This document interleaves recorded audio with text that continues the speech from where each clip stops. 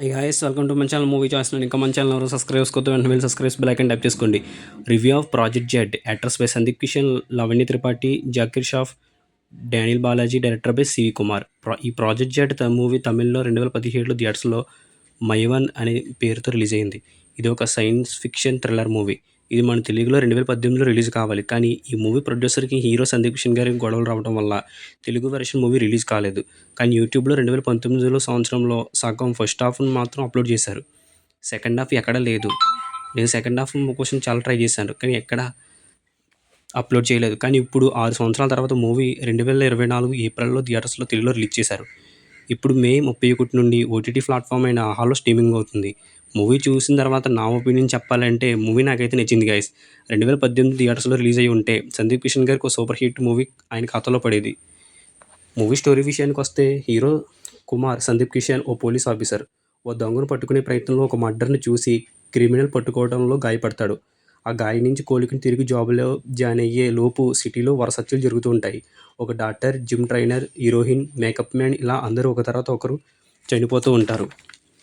వీళ్ళందరినీ హత్య చేస్తున్న వ్యక్తి motivation speaker Rudra Daniel Balaji అని హీరో కనిపెడతాడు. కానీ ఇంతలో ఒక సైంటిస్ట్ మైండ్ ట్రాన్స్ఫర్ అనే కొత్త పద్ధతిని ఉపయోగించి సైంటిస్ట్ సీరియల్ కిల్లర్గా ఎందుకు మారాడు, అలాగే జాకీ షాఫ్ నరరూప రాక్షసుడిగా ఎందుకు తయారయ్యాడు, వీళ్ళ నుండి సమాజాన్ని అలాగే తన లవర్ అయిన హీరోయిన్ని ఎలా కాపాడాడు అన్నదే మిగిలిన రెస్ట్ ఆఫ్ ద స్టోరీ. మూవీలో ప్లస్ పాయింట్స్ గురించి చెప్పాలంటే, ఇది వరకు సైన్స్ ఫిక్షన్ మూవీస్ ఎక్కువగా హాలీవుడ్లోనే తీసేవారు.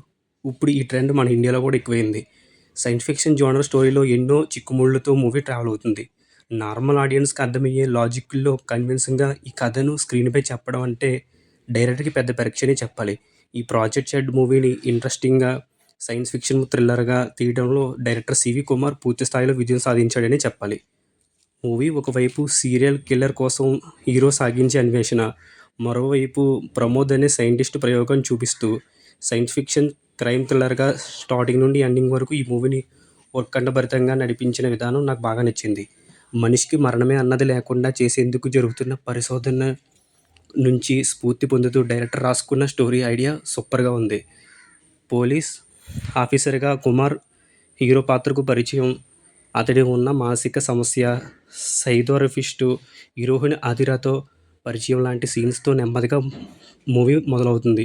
సిటీలో వరుస హత్యలు జరగటం, వాటి వెనక ఉన్న మిస్టరీ, కుమార్ హీరోతో పాటు మిగిలిన పోలీసులకు అంతు పట్టకపోవటం లాంటి అంశాలతో డైరెక్టర్ కథను ముందుకు ఆసక్తికరంగా ఇంట్రెస్ట్గా మూవీని నడిపించారు.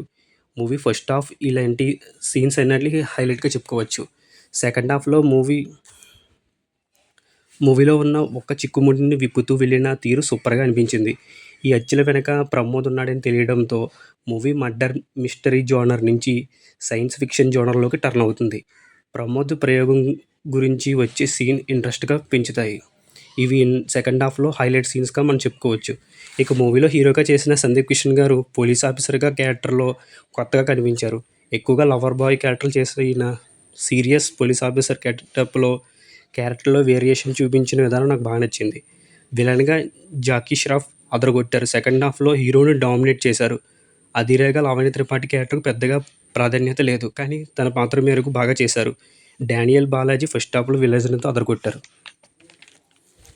మూవీలో మైనస్ పాయింట్స్ గురించి చెప్పాలంటే, మూవీలో అన్నీ బాగున్న డబ్బింగ్ సరిగా లేదు అనిపించింది నాకు. ముఖ్యంగా hero Sandeep Kishan voice dubbing ఆయన ఓన్ వాయిస్ ఇవ్వలేదు, ఎవరితో డబ్బింగ్ చెప్పించారు, అది సరిగా సెట్ కాలేదు. మూవీ ఎడిటింగ్లో కూడా కొన్ని లోపాలు ఉన్నాయి. ఒక సీన్కు మరొక సీన్కి సంబంధం లేకుండా ఇష్టం వచ్చినట్టుగా అనిపించింది. మూవీ ఎప్పుడో 2014-15 షూటింగ్ జరగడం వల్ల మనకు మూవీ ఫ్రెష్నెస్ అని కనిపించదు. కొన్ని సీన్స్ తెలుగు బోర్డులు వచ్చినప్పుడు